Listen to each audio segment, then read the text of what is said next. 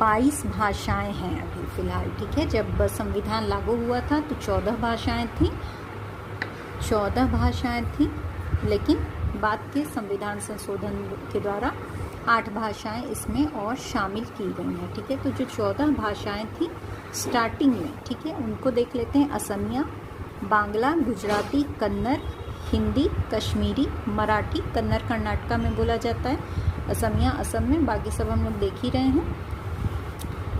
मलयालम, उड़िया, जो कि ओडिया नाम बदल दिया गया है उड़िया भाषा का। पंजाबी, संस्कृत, तमिल, तेलुगु, उर्दू, ठीक है। ये 14 भाषाएं जो हैं हमारी, ये मूल संविधान में भी थी, अभी भी हैं। इसके बाद 8 जो और भाषाएं जोड़ी गई हैं उनको हम लोग देख लेते हैं। सिंधी है, कोंकणी, मणिपुरी, नेपाली, बोडो, डोगरी, मैथिली और संथाली, ठीक है। ये भाषाएं बाद के संशोधनों द्वारा जोड़ी गई हैं। सिंधी को 21वें संशोधन अधिनियम के द्वारा 1967 में जोड़ा गया है। उसके बाद 1992 में 71वें संशोधन अधिनियम के द्वारा कोंकणी, मणिपुरी और नेपाली भाषा को जोड़ा गया है। इसके बाद 2003 के 92वें संशोधन अधिनियम के द्वारा बोडो, डोगरी, मैथिली और संथाली भाषा को इसमें शामिल किया गया, ठीक है। बिहार का एकमात्र जिस भाषा पर सिर्फ बिहार का अधिकार है, मैथिली, ठीक है। ये भाषा 2003 में शामिल किया गया है 92वें संशोधन अधिनियम के द्वारा, ठीक है। 8वीं अनुसूची में 8वीं अनुसूची में कितनी भाषाएं हैं?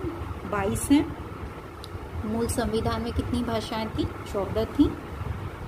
अच्छा, अगर पूछ लेता है कि उड़िया का नाम बदलकर ओडिया कब किया गया है, तो 2011 में किया गया है।